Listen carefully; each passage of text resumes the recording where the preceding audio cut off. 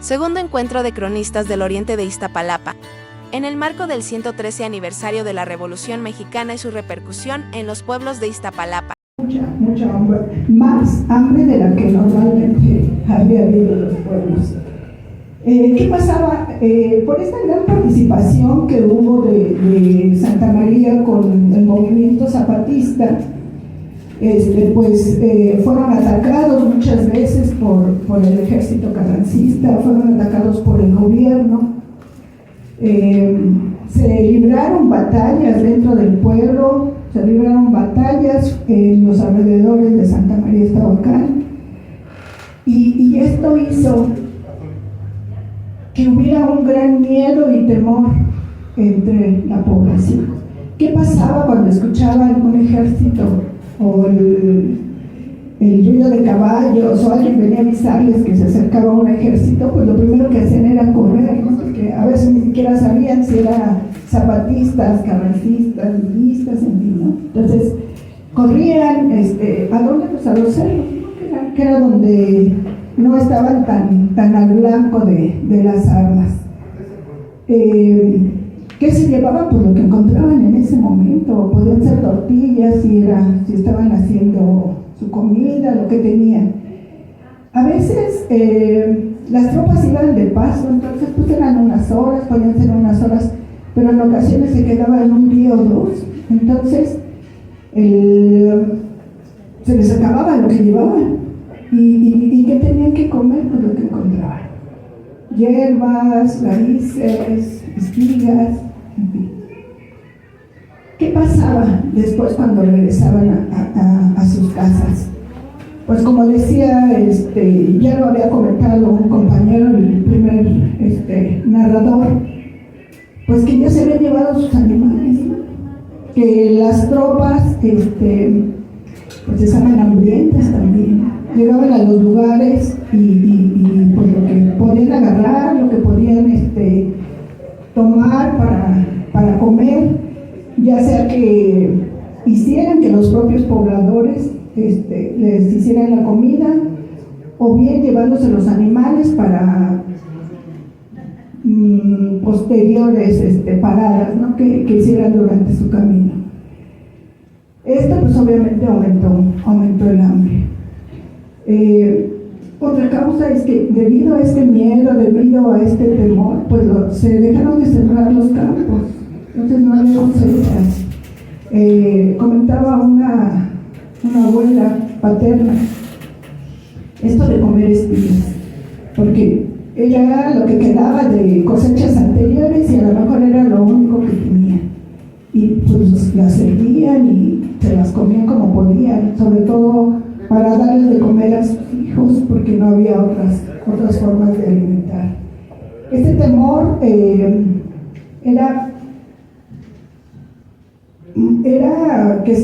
un temor que estaba presente siempre en estos lugares. Santa María se llegó a hacer Santa María de toque de queda. El ejército se situaba en el cerro de Iztahuachi, lo que nosotros siempre dijimos Iztahuachi, y desde ahí con el cuerno avisaban a la población que no podía salir, no podían salir después de las 8 de la noche, y desde ahí avisaban para que supieran que ya nadie podía transitar por las calles del pueblo. Cuando había necesidad de poder comprar o de buscar alimento, las señoras salían, pero tenían que llevar una bandera blanca que siempre ha sido como signo de paz, ¿no? De decir, no soy parte, ¿no? No soy parte de la lucha, soy una persona pacífica. ¿Qué pasaba con las tropas? Pues que también sufrieron esta hambre, ¿no? No habían suministros suficientes, tal vez las del gobierno sí, pero las de los zapatistas y otras tropas pues no tenían, también como ya se comentó, los suministros suficientes para poder comer, o las armas. Entonces, al lugar que llegaban, o si mataban la lucha, mataban caballos o lo que fuera, pues todo lo usaban, ¿no? Los descuartizaban, y los hacían para alimentar a la tropa. Casi no se habla, no se habla mucho de la participación de las mujeres en la revolución, pero pues fueron como base, ¿no? Como la base, lo que está abajo, lo que sostiene, porque las mujeres son las que hacían la comida, echaban tortillas, iban al frente, casi siempre caminando, o bien en los trenes acompañando tanto a sus esposos o simplemente como voluntarias. Este miedo de que yo les hablo, pues era muy grande. Cuando empezaban a escuchar los tiros, pues inmediatamente se metían en sus casas, se encerraban, no solamente había miedo para ser asesinados, habían otras cosas que temían.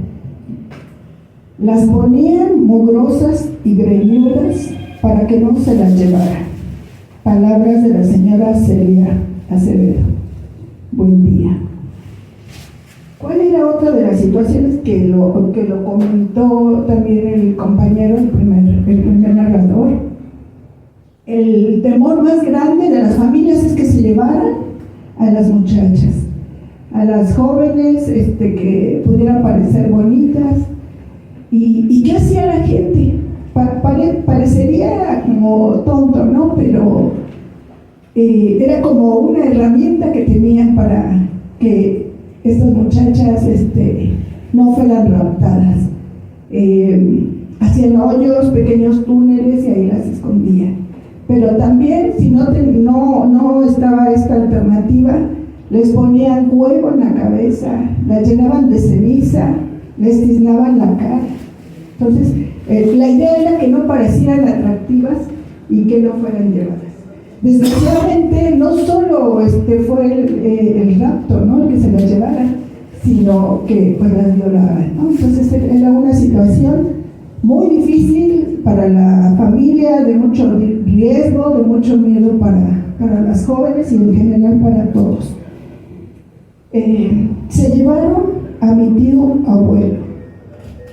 No solamente las mujeres corrían riesgo, a los hombres se los podían llevar en lo que le llamaban la leva. Se los llevaban pues involuntariamente, se los llevaban a fuerzas para que se enrolaran en los ejércitos y fueran más grandes estos, ¿no?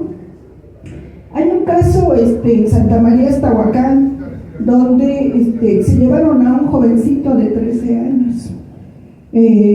Obviamente en contra de su voluntad. La familia pues ya nunca no supo de él, hasta pasados unos años, donde él empezó a mandar cartas a su mamá diciéndole que estaba vivo. Pues este chico continuó enrolado en las filas gubernamentales y desgraciadamente dejó de mandar las cartas y pues ya nadie supo si murió en batalla, si lo asesinaron, qué pasó. Pero era real, ¿no? Era real y bueno, está documentado en la historia de la revolución. Como anécdota, mi abuela fue Lorenza Chavarría, la prima hermana del general Emilio Chavarría, y ese miedo ella lo contaba, ¿no? Lo contaba como un miedo real, de verdad muy, muy fuerte. Al escuchar que se acercaban unos caballos, pues empezaban a temblar y cuando era pues muy de repente no había forma de huir ni de tiznarse. Ella era muy jovencita, se casó a los 13 o 15 años, entonces pues era muy joven. Cuando se acercaron los caballos, pues era el general Emilio Chavarría y le dijo: no te asustes, prima, soy yo. Entonces solamente haznos de comer, echa tortillas y danos algo de comer para todos los que venimos. Entonces fue una etapa de miedo, de hambre. ¿Qué pasó cuando se vieron ya totalmente pues ya imposibilitados de vivir en esta vida tan llena de sobresaltos y de asesinatos y de tanta hambre? Pues que se fueron a refugiar a otros estados, a otros pueblos más cercanos, por ejemplo, a San Antonio de Cómic, a Tláhuac, a Xochimilco, incluso a Iztapalapa, que pareciera decir, bueno, de Santa María a Iztapalapa, pues como que no está muy lejos, ¿no? Pero a lo mejor la diferencia era que Santa María era considerado un bastión zapatista y por lo tanto pues era más hostigado, más atacado. Y ahí en Iztapalapa también hay una anécdota, ¿no? Precisamente de la señora Celia Acevedo Buendía. Su familia paterna huyó a refugiarse a Iztapalapa y ahí su papá conoció a su mamá. Y bueno, pues ahí hubo un final feliz porque se casaron, ¿no? Y nació la señora Celia y sus hermanas. Pero otras personas se fueron más lejos, se fueron a Cuernavaca, a Cuautla, sobre todo el estado de Morelos. ¿Por qué el estado de Morelos? Porque aparte de ser campesinos, muchos hombres eran arrieros. También ya se comentó anteriormente. Entonces, esa relación de comercio que había entre los arrieros de Santa María con la gente de Morelos, pues era muy afín, se conocían. Entonces yo creo que fue una de las causas de que se fueran ahí. Bueno, esta fue como el nacimiento de la tradición que, como ya se comentó, continúa hasta nuestros días, ¿no? De las peregrinaciones, las visitas a los santuarios en las fiestas, Tepalcingo, Ticapixtla, Huazulco, Tlaltenango y Cuernavaca. Y bueno, Cuautla y Cuernavaca fueron como las ciudades más a donde emigró más la gente. Bueno, desgraciadamente, bueno, esa fue como el porqué, pero yo creo que la causa principal de que se fueran es que se sentían cobijados. Obviamente, si eran afines al movimiento zapatista, pues ¿dónde estar más seguros que en el bastión zapatista, ¿no? Que era Morelos? Entonces, esa yo creo que fue la causa principal de que se fueran principalmente a Morelos. Sin embargo, pues no estaba exenta de riesgos. Hay una versión de una familia de Santa María que estaban refugiados en un pueblo de Morelos y llegaron los carrancistas. Ellos se refugiaron en una iglesia junto con los pobladores, obviamente. Al llegar el ejército les dijeron que salieran los hombres con las manos en alto y que les iban a respetar la vida. Pues las personas lo creyeron, porque además no había otra, ¿no? O sea, o salen o los matan a todos adentro. Salieron con las manos en alto y pues fueron acribillados, ahí, parejitos todos los hombres.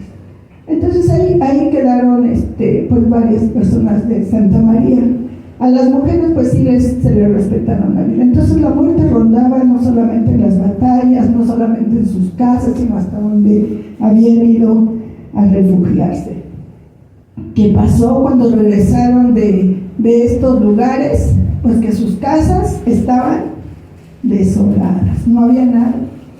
No había ni lo que habían dejado escondido, algunos que tenían alguna reserva y las metían en los pozos para que no las encontraran o las enterraban. Sus animales, pues obviamente que fueron todos sustraídos, ya fuera por las tropas o a veces hasta por los propios vecinos, porque pues había hambre, ¿no? Y si estaba una gallinita, un borrego, lo que fuera, pues obvio es que se las comían. La muerte, como ya lo comenté, estuvo siempre presente en la vida de Aztahuacán. Mucha gente encontró la muerte en las batallas, las personas que se fueron a refugiar, otros más en el pueblo. Ya lo comentaba alguno de los maestros, eran ahorcados en los pueblos.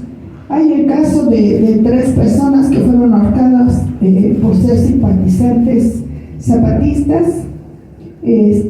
Fueron ahorcadas en unos, incluso se menciona el lugar, ¿no? En unos árboles de pirul que eran muy abundantes, que era como el árbol endémico del lugar de Santa María. En cada casa teníamos un pirul, y en las calles también, y en los cerros, y el Iztahuachi estaba lleno de pirules que desgraciadamente ahora ya casi no existe, ¿no? Es algo que también se está yendo. Estas personas fueron ahorcadas precisamente ahí en estos árboles que estaban en lo que ahora es el eje 6 y Ermita, lo que se le llamaba el Camino Viejo, el Camino Real. Y tiene nombre y apellido. Fueron el señor Martín Castillo, el señor Manuel Barrera y el señor Fuentes, todos originarios de Santa María y simpatizantes del Ejército Zapatista. Esto que les estoy comentando estuvo aproximadamente entre los años 1914 y 1916. Eran hombres morenos y altos que no tenían miedo a morir. Se cuenta también que no solamente que los ejércitos no solamente eran de personas conocidas, ¿no? O personas no conocidas, sino por campesinos o por soldados. Contaban que llegaron yaquis, y yo en un momento dado dije, ¿y cómo llegaron, no? ¿En qué ejército? ¿Acompañando a quién?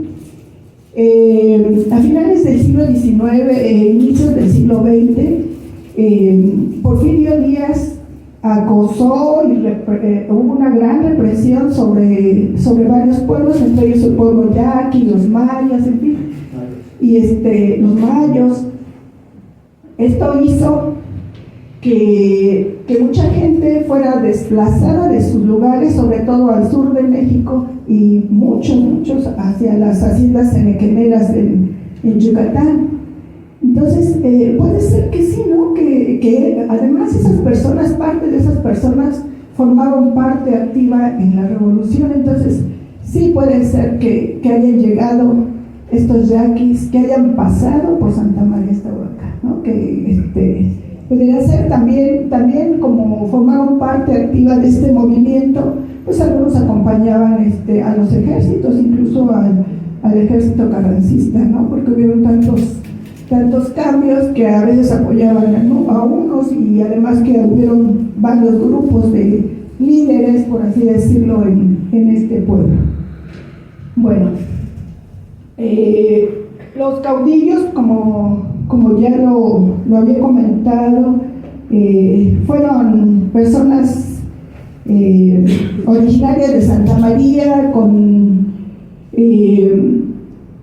mucha simpatía hacia Zapata, principalmente, ya lo comentábamos, Herminio Chavarría, varios apellidos, como lo comentaban anteriormente, ¿no?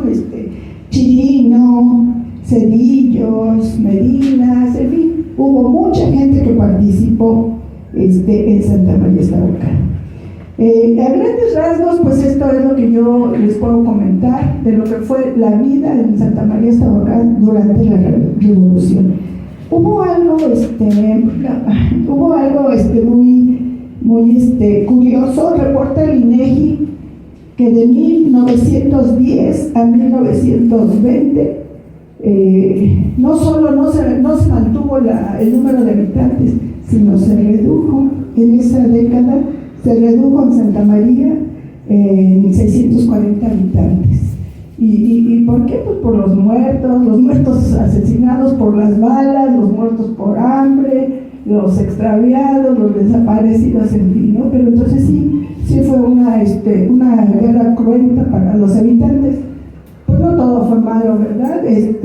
Posteriormente, como también ya se comentó, Santa María fue dotada de ejidos, y es lo que en un momento dado pues fue como la recompensa, ¿no? Quiero ya para finalizar, quiero leerles este pequeño párrafo. Bueno, son dos párrafos. El primero es del señor Iván Degollado, lo publica en un cuadernillo dedicado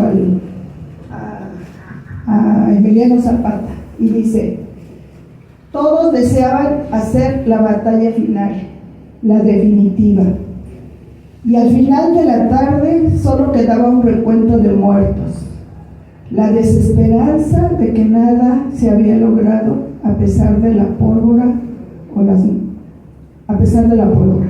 o las maldiciones al ver la sangre y seguir disparando en la huida, con el estómago molesto por la falta de alimento, con la tierra ácida entrando en los ojos, para recordar que esos mismos ojos hace tiempo no dormían, como se dice, dormir.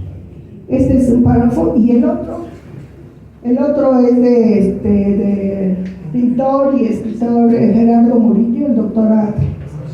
Parte de su escrito, del cuadro Mejor Vestido, y dice: estaba de pie junto a una casita de adobes en Santa María Estahuacán, pueblo adormecido y sucio, que habitan gentes serias y suaves como sus antepasados aztecas. Muchas gracias.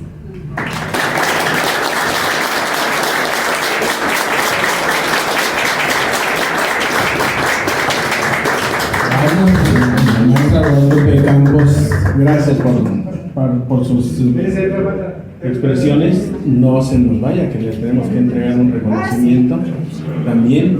Y qué importante, ¿no?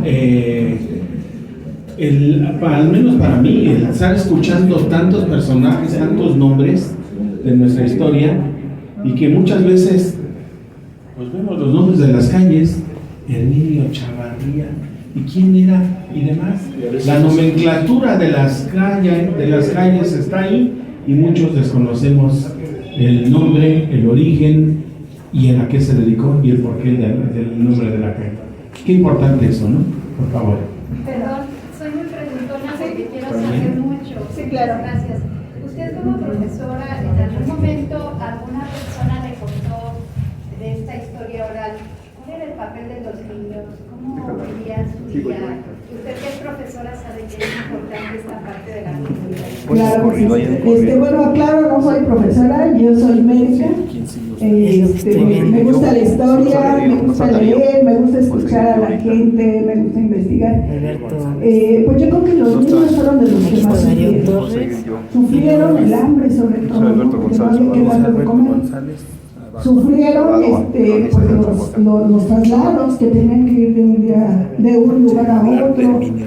Sufrieron pues todo el dinero, ¿no? que tenían los padres, transmitían a los niños, el encierro. Pero yo creo que el factor más importante fue la... ¿El corrido? Sí, hay un corrido. Porque hay relatos donde se dice, ¿no? Que los niños aún sin saber hablar señalaban el torquillero, ¿no? Que antes era de palma, hecho de palma, y se lo señalaban porque tenían hambre y pues no había comida, ¿no? No se va a oír aquí, ¿no? Es doloroso, porque esa comida pues no era para el señor, no era para la señora, principalmente era para los niños, ¿no? Que son los primeros como madres a los que queremos, o como padres a los que queremos llegar. Sí, desgraciadamente los niños sufrieron mucho. Y obviamente, digo, en las batallas, así, encontraban entre el fuego cruzado, pues como sucede ahora, ¿no? Las consecuencias de guerras donde participan involuntariamente los niños, ¿no? Muertos también. ¿Y los enrolaban para luchar? Sí, los enrolaban, se les llamaba la lega. Y sobre todo a los jóvenes, casi niños, ¿no? En este caso de un joven de 13 años, o a los hombres jóvenes, precisamente para luchar, y podía ser cualquier ejército tanto del gobierno o de otros ejércitos, sobre todo del gobierno. También se me olvidaba comentar que hubo esta simpatía que hubo entre el pueblo de Santa María y Emiliano Zapata, pues dio origen a que Emiliano Zapata visitara Santa María Ixtahuacán, y que incluso le regalaran un sombrero de charro donde decía fotografías y bueno, me parece que ese sombrero está en un museo, pero no sé si sea el original, pero bueno, se le regaló y fue a Santa María. Entonces sí se puede decir que Emiliano Zapata sí estuvo en Santa María. Sí. Es que yo hago esta pregunta constantemente porque algunos historiadores comentan que no hay un sustento real documentado. Sí, desgraciadamente es lo que comentamos, no hay documentos, no hay fotografías que avalen. Desgraciadamente pues son pláticas de los abuelos a los hijos, a los nietos, Esta va a ser la ponencia. y que a veces efectivamente no pueden ser corroborados porque no hay forma. Pero nosotros en nuestro corazón decimos que sí. Sí llegó, sí estuvo. Hay más preguntas acá de la Primero, buenos días a todos. Hola. Buenos días. Buenos días, buenas tardes. Buenas tardes. Buenas tardes. Me presento, me llamo Heriberto Martínez, soy profesor de Historia del plantel Iztapalapa 1, la prepa que está en lo que fue la cárcel. Tengo el gusto de conocer al maestro. Doctora, lo ha hecho muy bien. Yo no sé, yo no soy quien para decir, pero lo ha hecho muy bien. Los historiadores no lo hacemos tan bien. Lo ha hecho tan bien porque ha hecho un ejercicio de interpretación de lo que le han contado. Y por ahí alguien decía si es más creíble un documento escrito o lo que nos dicen. Pues ese es el ejercicio que nosotros los historiadores hacemos. Y usted, qué bueno que no es historiadora, pero lo ha hecho muy bien. Lo ha hecho muy bien. Nos ha contado cosas que el tiempo borra, ¿no? La memoria, ¿no? La historia oral es fundamental para construir la historia. Nosotros tristemente aprendimos una historia única y sabemos, lo hemos platicado, que hay muchas historias y a veces queremos que esa historia encaje con la historia nacional y no va a ser así nunca. Hay historias particulares como la que usted cuenta, ¿no? La historia de los raptos de las mujeres, de las niñas, la historia de los raptos de los niños, que son utilizados tristemente. Las guerras en el mundo tienen como base eso, llevarse a las mujeres, tomar a las mujeres y llevarse a los niños. Entonces, doctora, no tenía gusto de conocerla, pero felicidades, qué bonita.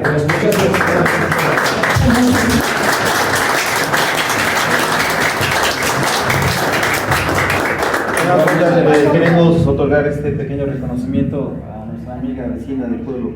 Conocida. Por supuesto. Y abundando lo que decía el amigo, en esta parte histórica, la parte oral que se tiene entre nuestros pueblos, al inicio, lo que no tuvieron oportunidad de estar con nosotros, se comentó, lo que se está tratando de hacer es recuperar toda esa historia oral que aún todavía existe y que podemos, algunos que hemos tenido oportunidad de registrar, porque porque hay registro de la historia del centro de Iztapalapa, los 8 barrios, Culhuacán y demás, pero los pueblos hermanos del oriente de Iztapalapa hemos sido un tanto dejados en esta parte de la investigación y este pequeño esfuerzo que se está haciendo justamente es por esa razón. Agradecemos a todos y en particular en este momento a la doctora. Muchas gracias.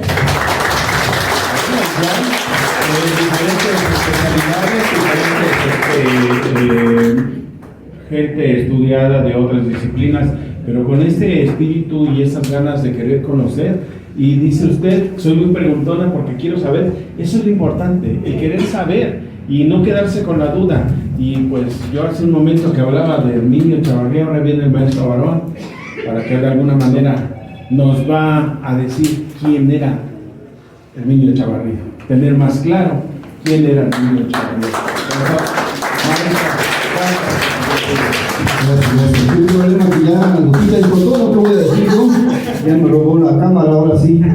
Nos robó cámara Lupita. Aquí hay gente de Santa María, pero hay gente, bueno, un paréntesis. Yo originalmente fui cronista por mucho tiempo de Santa María, nada más. Luego se me integró, el primero acaba de llegar, me quitó el turno a Darío González. Ahorita va a seguir después de mí Darío. Ahí viene llegando tarde, pero seguro llegó. Lupita es su primera ponencia que hace como la primera vez que está frente al público como cronista de Zahuacán. Ajá. Pues somos tres. Darío González está ahí en la puerta, vino su celular, en vez de llegar temprano, Darío. Llegó misa. Te vas a hacer misa, sí, te creo. Entonces vamos a cambiar papeles tú y yo primero. ¿Quieres hablar tú primero de una vez? Como quieras. Habla tú primero. ¿Ya? Sí, habla tú primero. Todo así estaba el programa. De una vez para que me dejen sin nada aquí poder decirles yo. Como que cuenta él y Lupita ya me dejaron a mí sin nada. Así son los programas de los pueblos. Así son. Darío González acaba de decir, estaba en misa. Él es muy allegado a la iglesia. Él te cuenta unas historias de la iglesia. Él sabe. Yo te puedo contar la historia del pueblo, pero él, hablando de la iglesia, te puedo contar lo que quieras de la iglesia. Aparte de que su familia, su abuela hablaba náhuatl. Digo, eso ya no viene en el programa, pero sí hay una otra palabra por ahí. Para un cilantro que ande por aquí, o papayostero, que se vinieron de casa a la carrera. Darío González. Hola, buenas tardes. Buenas tardes. Es que gusto estar otra vez aquí con los compañeros de aquí de San Sebastián. Y precisamente, igual que hace un año, vamos a hablar también un poquito de la revolución. Estaba yo revisando mi calendario, precisamente también hace un año. Andábamos por aquí, pero no. Pues esa vez fue cuando se las mentí, que me aplaudieron. Pero ahora pues les voy a comentar un poquito lo que son las anécdotas que cuentan los vecinos del pueblo en cuanto a situaciones de la revolución. Inclusive aquí Lupe también no me va a poder dejar mentir de algunas situaciones que nos han llegado a pasar o que nos han comentado, mejor dicho, nuestros abuelitos, nuestra gente mayor en cuanto a los que les tocó vivir la revolución de cierta manera, cuando eran pequeños, cuando estaban desde jóvenes, algunos lo que le pasó a sus papás, ¿no? Entonces dentro de ellos pues sabemos que esta zona pues fue zapatista, pero pues también dentro de todo pues también hubo los bandos contrarios, ¿no? Que en este caso eran los carrancistas, ¿sí? Llegué del pueblo, pues aquí se me ofende, pues aquí hagan el compañero, porque la mujer es ahí, porque me echas tierra. Pero en el pueblo los carrancistas eran la familia Cedillo precisamente, pero los Cedillos de Santa María, no los de San Sebastián. Entonces, ¿qué sucede cuando llegaban las tropas? Pues ya sabemos que nosotros, siendo zapatistas, pues era voluntario, ¿verdad? Podíamos nosotros irnos a cualquier regimiento, en cualquiera de ellos, y al momento de que nosotros nos queríamos regresar, lo podíamos salir, ¿sí? Lo podíamos hacer tranquilamente. Pero ¿qué pasaba, por ejemplo, en este caso con los carrancistas? Lo que eran cuando iban en la mentada bola, ¿no? Es que ahí viene la bola.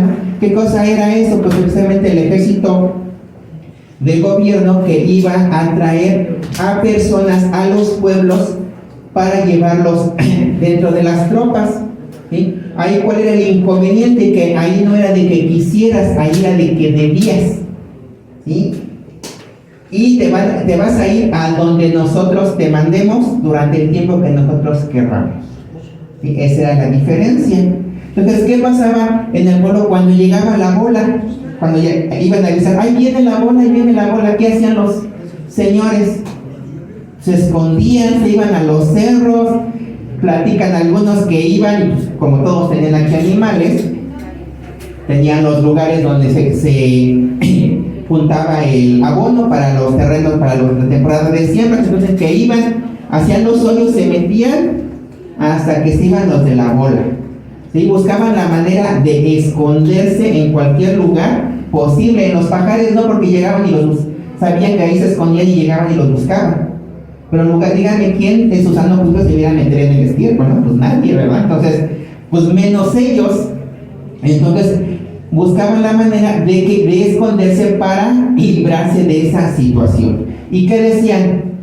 Yo, digamos, hombre, ya vienen, ¿con quién me voy? ¿Con los carrancistas o con los zapatistas? ¿Con quién me conviene más? Los zapatistas. Los zapatistas, exactamente, porque me voy a ir yo Y si yo quiero estar un año por allá y me regreso, lo puedo hacer. Que tengo un problema en mi casa, que cuando me fui mi esposa estaba embarazada y me tengo que regresar, lo puedo hacer. Pero con los carrancistas los agarraban, se los llevaban y sabrá Dios si regresaban. Entonces, ahí dentro del pueblo pues estaba la familia de los cedillos, que eran más carrancistas, y que ahora sí como generan los soplones que andaban diciendo, en tal lugar están escondidos, en tal lugar está fulano, está sultano y tantos hombres, ¿no? Entonces, lógicamente por eso, pues a la familia Cedillo se ganó una mala reputación, ¿sí? Por lo mismo de que eran los soplones del gobierno. También, igual cuando llegaban a agarrar algún zapatista, pues ¿qué hacían? Pues no se los llevaban luego muchas veces, sino que los colgaban. ¿Cambios de bando? No. Ah, bueno, pues ¿sabes qué? Como eres contrario, había el árbol de los colgados, ¿sí? Actualmente donde ahorita se encuentra el Soriana, ahí de los Ejes, en esa zona estaban los árboles de los colgados. Y que ahí precisamente iban a colgar a esas personas que no querían, ya fueran carrancistas, fueran zapatistas. Lógicamente en el pueblo, a pesar de que se sabía que la familia Cedillo eran carrancistas, ¿sí? Y que eran soplones, pues les íbamos a hacer algo a algunos conocidos. Pues realmente no. ¿Por qué? Porque aparte, si se hacía algo en su contra, ¿qué sucedía? Pues que venían los demás y pues otra vez empezaba el pleito más grande. ¿Sí? Entonces mucha gente del pueblo pues emigró a otros lugares, algunos se fueron a Tlaltenco, a Chimalhuacán, Coatepec, etcétera, otros lugares. Y ya después, cuando pasó la revolución, empezaron a regresar al pueblo a retomar sus actividades. También en aquel tiempo, pues, ¿qué es lo que necesitaban para la guerra? Pues metal.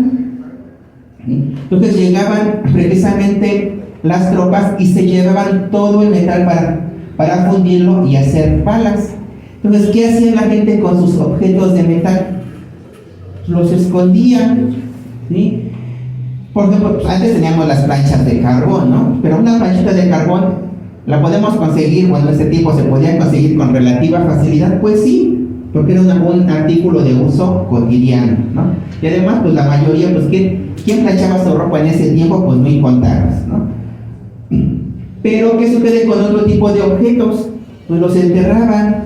Nosotros, por ejemplo, en la caja tenemos una máquina de coser que tiene la fecha de 1887, ¿sí? Tiene varias fechas, pero la última que marca es 1887, que suponemos que fue el año en que la fabricaron, de una Singer, y tenemos la máquina completa, medio funciona, pero está completa, ¿sí? Esa, cuando llegaron la revolución, que hicieron allá las abuelitas de la casa de donde vivo, que era la familia Suiza, ya venían, la desarmaron, la envolvieron en petates, en trapos y la fueron a enterrar, tanto el cabezal como la estructura. Y ahí estuvo muchos años hasta que pasó la revolución. Pasó la revolución, la fueron a sacar. El cabezal, después de muchos años se le dio mantenimiento para que empezó otra vez a trabajar, porque lógicamente al estar en la tierra, estar enterrado, pues no, antes no había plástico. Entonces nada más con lo poco que podían cubrirla, pero no alcanzó a protegerse de la oxidación. Entonces quedó ahí la máquina, funciona, le digo, no cose muy bien, pero todavía tratamos de qué cosa, ¿sí? Y el mueble de madera, eso sí se hizo feo, está todo labrado, las orillas, los cajones están labrados, con la humedad se empezó a abrir, ¿sí? La estructura, la base principal, pues esa está en buenas condiciones, nada más se le dio una lijadita, una pintadita y ya quedó en buenas condiciones, pero era algo que hacía la gente precisamente para proteger sus pertenencias, y que nos decían, no, que cuando venían las tropas aquí al pueblo, ¿qué sucede? No, pues se iban a llevar las cosas, pues los escondimos, ¿no? Y luego muchos años se les olvidaba dónde tenían sus cosas, porque como luego casi no las ocupaban, o se acostumbraron a vivir sin ellas, pues no las ocupaban. Entonces ahí se quedó hasta que después se acordaban de la máquina de coser, que de esto, en este caso nosotros ya tenemos la máquina de coser. ¿Sí? De coser frijoles, no, es máquina de coser, sí. Inclusive tiene una cantidad de piezas que no sabemos para qué sirven. Viene con una cajita que la agarra uno y le extiende y se abre. y tiene un montón de piececitas, hasta su aceitera, desarmadores, tornillitos y quién sabe qué tantos pies tengan y para qué servirá cada uno de esos pies para hacer las costuras. Digo, pero sin embargo ahí se tiene todavía ese recuerdo de la familia, ¿sí? También hay algo que cuentan de la familia, es que el general Herminio Chavarría, que les van a platicar más de ratito, era ahijado de allá de la casa del señor Juan y Suiza, en lo que cuentan que era su ahijado. Entonces, cuando llega la revolución y llega una tropa que no era la de Herminio, lógicamente entran al pueblo y toman las casas. Entonces no faltó el que le dijo al general, que estaba en ese tiempo cerca de Cuatrinchán, que es lo que comentan, que su padrino había sido tomado prisionero por las tropas. Entonces él agarró y se vino para acá, para Santa María, y hoy todavía tenemos un cuarto de adobe que nosotros, bueno, desde que yo me acuerdo, es la casa del maíz, porque ahí se guardaba el maíz cuando se cosechaba, y que hasta la fecha le seguimos llamando casa del maíz. Ahí hay unas vigas, y que ahí llegaron los generales junto con Herminio a dialogar, que ahí se sentaron, estuvieron platicando, y saben que a mi padrino no le haga nada, respeten lo de la casa, si quieren tomar cosas de la casa, lo pueden hacer, pero respeten. Si alguien les da algo, adelante, ¿no? Y cuenta pues que efectivamente así fue, tanto que ahorita lo que nosotros tenemos lo que era el corral de los animales, ¿sí? En esa zona pues estaba libre, todavía en aquel tiempo todavía no existía ese corral. Entonces, que ahí es donde llegó la tropa a quedarse, en el lugar que se asentó para pasar las noches que estuvieron ahí. Y que cuando se fueron, dicen que ahí pasaron a dejar 2 soldados. Ya saben que en el tiempo de la revolución, por los heridos los andaban trayendo, y donde se moría uno, ¿qué le hacían? Se lo pasaban a dejar, le ponían piedras encima y vámonos, ¿no? Era la forma en que sepultaban en ese tiempo a los de la revolución. Entonces, pues todavía nos cuentan que hace muchos años se veía en la noche, en esa zona, que andaba un fulano, de un sombrerudo, decían los abuelitos, ¿no? Como mi abuelita Brito Torres decía, es que allá en el patio, en el corral, luego allá anda un sombrerudo. ¿Y quién es? No, pues no vayan para allá en la noche, déjenlo. Y ahí después nos platicaron que en tiempo de su mamá, Rosario Castillo, nos dijo que en tiempo de la revolución, ahí pasaron las tropas y que dejaron a unos muertos, entonces que posiblemente ese que se veía era un soldado, ¿no? De los que pasaron a dejar. Entonces son cositas que nos llegan a contarnos, nos contaban nuestros abuelitos de situaciones de la revolución, de lo que tenían que hacer, de lo que tenían que pasar en ese tiempo, ¿no? De ser revolucionario por voluntad, ser soldado o ser soldado a la fuerza, ¿sí? Y también todo lo que tenían que hacer. Igual las mujeres, las muchachas las escondían porque ya saben que se las llevaban, las violaban, las mataban. Entonces igual tenían las muchachas jóvenes y pues lo mismo las iban a esconder a ver donde nadie supiera. ¿Para qué? Para que en lo que pasaba y estuvieran ellas a salvo. La gente mayor pues ya hasta cierto punto tenía cierta protección, ¿no? Cierto respeto, no tanto, pero bueno, procuraban un poquito más con ellos. Digo, una mujer adulta, ¿para qué les servía a ellos? Pues realmente para nada, ¿no? Digo, siendo prácticos en cuestiones de la revolución, ¿no? Una muchacha joven, pues sí me sirve, ¿no? Puede andar cocinando, puede andar trayendo las cosas, inclusive hasta para madre, ¿no? Entonces, la gente mayor pues tenía cierto grado de protección, ¿no? Entonces eran los que salían prácticamente, o se quedaban en los pueblos, ¿sí? A cuidarlos en lo que toda la gente, en lo que pasaba el tiempo de la revolución, empezaba a regresar otra vez al pueblo, ¿no? A las comunidades. Pero ¿qué te pasaba también en ese tiempo? Que muchos ya no regresaban. Es que se quedaron allá, se fueron allá a Coatepec, estuvieron muchos años allá, más de 10 años que duró la revolución. ¿Y qué sucedió? Pues allá hicieron familia y se quedaron y ya no regresaron, ¿no? O después tenían familia aquí, tenían familia de aquel lado, ¿no? Que muchas veces luego lo que sucede, ¿no? Que tenemos familias en diferentes lados, o inclusive compartimos los mismos apellidos, ¿sí? Siendo hasta un punto familiares, ¿no? Porque ¿te acuerdas del bisabuelito fulanito? Pues era mi tío, ¿no? Entonces De ahí vienen los rasgos de parentesco, porque al tiempo de la revolución mucha gente se tuvo que ir, ¿sí? Entonces, eso fue lo que cuentan los abuelitos. También, cuando terminó la revolución, pues empezaron, bueno, vamos a retomar un poquito de la vida normal, de la vida cotidiana, dentro de lo que se puede, y fue cuando también ahí en el pueblo se empezó a retomar nuevamente el carnaval. Y durante el periodo de la revolución se suspenden los carnavales, y más o menos en 1919, que cuentan las personas mayores, fue el primer año que se retoma el carnaval. Antiguamente, cuando se celebraba, pues nada más había comparsa de las máscaras. Salían al carnaval de máscara, ¿sí? Y no había más. Ya cuando se vuelven a retomar, ahora sí, ya en el pueblo se separan charros y chichines, ¿sí? Y en el pueblo surgen 3 comparsas iniciales, ¿no? Charros del pueblo, charros del barrio y chichinas de rancho, que son las 3 comparsas grandes. Y de ahí pues ya empezaron a hacer. Entonces fue parte de lo que siguieron. También algo que pasa igual en la iglesia, como en muchos otros lugares, las tomaban como cuarteles, ¿sí? Como caballeriza, ya saben, llegaban y buscaban el lugar donde tenían para asentarse un tiempo.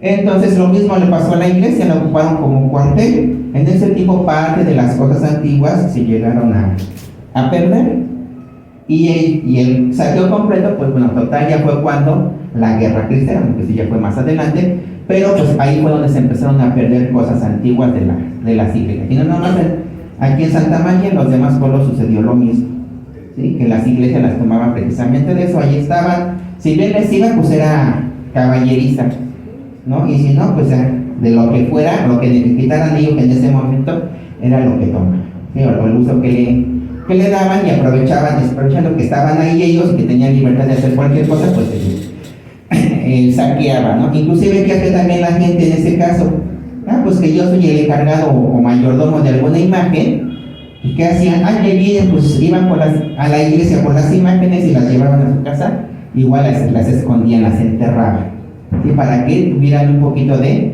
seguridad y cuando pasara todo eso pudieran rescatarlas.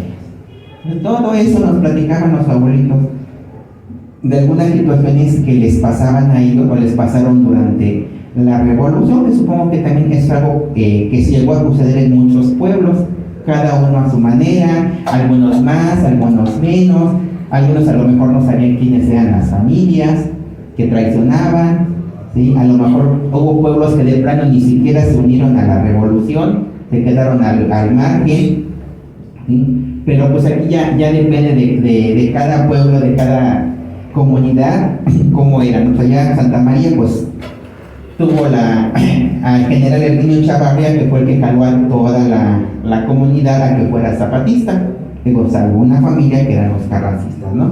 Lógicamente cada uno de ellos pues, tenía sus ventajas. Inclusive cuentan también que a los Cedillo, cuando daban el soplo de donde había gente, les pagaban cierta cantidad de dinero. ¿Será cierto? ¿Quién sabe? ¿Será mentira? Pues no sabemos, pero ahora sí, como dicen por ahí, es lo que la gente cuenta, ¿no? Pero sí, es lo que tenían, ¿no? Entonces, algo que decían, ¿no?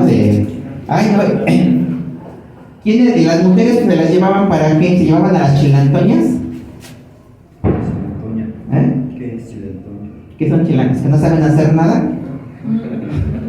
A los hombres se llevaban a los papayasteros, a los que hacen las cocas de la venta y llegan tiraderos. O sea, a lo mejor una chilantoña, no, pero un papayastero por lo menos me sirve para cargar las cosas, ¿no?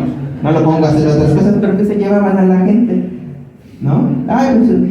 Mira, ahí vienen unos tlahueltotolis, no, eso no sirve, ¿no? ¿Cuáles son los tlahueltotolis, Lupita? Por allá, ¿no? Tlahueltotoli.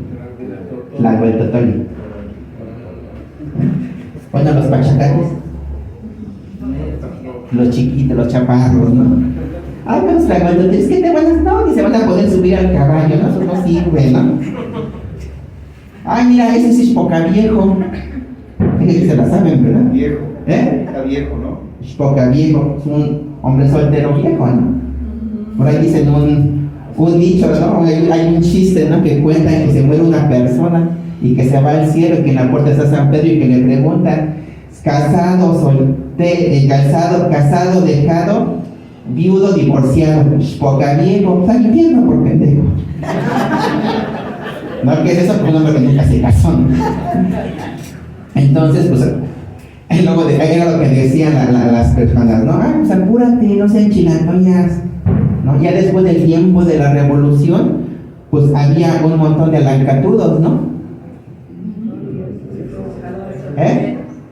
¿Por qué? ¿Trabajadores? ¿Trabajadores? No, alancatudos. ¿Viudos? No. Codos, no tenían dinero. Dame el gasto, pues ten un peso para lo que te alcance, porque pues no, pero dame más, no, pues el cambio. Y me regresas cambio del peso, y acuérdense que antes había cambios de a centavo, que eran los mentados clavos, ¿sí? los pesos de barro, las monedas de barro, que 12 clacos era 1 centavo. Entonces vete a traer, te daban 2 centavos para ir a comprar el mandato y le regresaban con cambio, ¿no? En ese tiempo. ¿No? Entonces, hay una alancatudo, pues ahora le daba el centavito y regresaban los clacos, ¿no? Entonces, igual, y dije, tiempo, pues cuántos no habían así, ¿no? Igual, las mujeres, ¿cuántas nos hicieron chilantoñas? Por lo mismo, ¿no? De que pues, se fueron y pues allá quien les enseñó a hacer las cosas, nadie, y cuando regresan a sus casas, pues no sabían ni qué hacer, ¿no? Entonces, no, Lupita, que nos vamos y no. Si ahorita en estas fechas, a ver cuántas chilantoñas hay aquí. Todas. Las que leemos libros somos chilantoñas. Sí. Había un gran desprecio por la mujer, o sea, no solo no era valorada, sino incluso atacada. Aparte de chilantoña, había un término que era guacha. Guacha. Pareces guacha. No sabes hacer nada. Sí, porque daban atrás de los hombres, nada más. Un término muy despectivo y despectivo. Ajá. Y es que yo levanté la mano porque en la actualidad las mujeres tenemos oportunidad de dedicarnos a otras cosas, y si no sabemos echar tortillas o surcir, no tenemos hijos, también eres socialmente criticable, ¿no? Yo, afortunadamente, sí soy chilantoña. Porque dice fortuna. Mucha honra, soy chilantoña. Hay muchas cosas. Ajá, porque he dedicado mi vida a la educación y educo muy bien a mis estudiantes. No, pero tú no estás chilantoña porque sabe hacer algo bien. No, pero si vas a un pueblo todavía te dicen, ay, pero no tuviste hijos. Así como una cosa que te ataca. Pero la verdad no es así para mí, ¿verdad? Sí, exactamente. Pero, así tenemos la ventaja de que también nosotros vamos evolucionando en nuestra forma de pensar. Entonces, en tiempos de la revolución, la mujer era alguien que se quedaba en la casa y nada más para la casa servía, ¿sí? Y el que realmente valía era el hombre, ¿no? Aunque realmente ahorita sabemos que no es cierto. y les agradezco mucho que me den oportunidad, porque también las niñas nuevas que me escuchan pueden tener otra oportunidad de vivir diferente. Y Clara Brugada también es chilantoña, porque se dedicó a estudiar y no tiene hijos tampoco, ni tiene esposo, ni tiene familia. Sí tiene familia, ¿verdad? Pero Poca bien. No, se está casada entonces. pero pues es muy efectiva en esta palabra. Eso sí. Sí, entonces es lo que nos comentaban los abuelitos, ¿no? De lo que les llegó a pasar. Como no sé, de lo que les comento, pues es propiamente un poquito de lo que pasó allí en la casa. ¿Sí? Y luego, como les comento, porque según lo que nos decían, pues Herminio era ahijado de la casa, entonces por eso se tuvo ciertos cuidados con las posesiones y el respeto hacia el lugar. Y de ahí pues ellos nos platicaban las abuelitas, que vinieron para acá, que pasó esto, que pasó aquello, que en tal lugar hacían esto, en tal lugar hacían lo que les estaba yo comentando. Entonces también eso es bonito, de que nos acordemos un poquito de lo que nos platicaban los abuelitos cuando nosotros tenemos, y recordarlo y compartirlo con los demás, porque un día, oye, me platicas lo que una vez dijiste de esto, y se vuelve uno a acordar, empieza uno a hilar otra vez las situaciones que pasó en ese entonces. Entonces nosotros allá pues tenemos algo muy claro, que cada que entramos a la sala y vemos la máquina de coser, sabemos por todo lo que vivió esa pobre máquina, ¿no? Tenemos el cuarto del maíz, inclusive hay unas vigas, unas maderas con las que detenían el maíz, en las que supuestamente comentan que ahí se sentaron los generales, quién sabe, pero ahí están, ¿no? Entonces está el fulanito en el corral, pues también ahí sigue, que sea cuando se irá, ¿no? Pero digo, son cosas que sucedieron en su momento, a lo mejor verdad, a lo mejor no con tanta verdad, a lo mejor lo que ellos se acuerdan en su momento, porque también sabemos que fue una época muy difícil, traumática. Entonces, pues, a lo mejor nada más recuerdan algunas cosas o cosas que no fueron tan pesadas para ellos en ese momento. Entonces, pero eso es algo que no se quedó en Santa María, con muchas de las familias. Pues les platico un poquito más de lo que fue de parte de la mía. ¿No? Pero pues les agradezco y pues ahorita les van a seguir platicando un poquito más de lo anécdotas, pláticas de los abuelitos, como él dice, y que finalmente igual, ¿no? Compartir todo este conocimiento. Algo que sé del maestro es que habla náhuatl. Bueno, palabras un poco de palabras en náhuatl que pues ya quedaron en desuso y demás. Y hace, no sé, por la mañana que platicábamos, qué pena, ¿no? Que haya gente a la que le da todavía vergüenza su origen y esconde su origen, ¿no? Nosotros creo que debemos de estar orgullosos de lo que somos. Entonces, venimos de la nada a lo mejor, pero gracias a esa oportunidad de nuestros padres que se preocuparon por darnos educación, aquí estamos. Y con la otra parte, el querer saber nuestro origen, que qué importante es, ¿sí? Porque eso es lo que nos hace pertenecer a un lugar y ser parte de un lugar. Bueno, pues maestro Darío, sí, vamos a hacer parte de un pequeño reconocimiento de nuestra comunidad. Muchas gracias.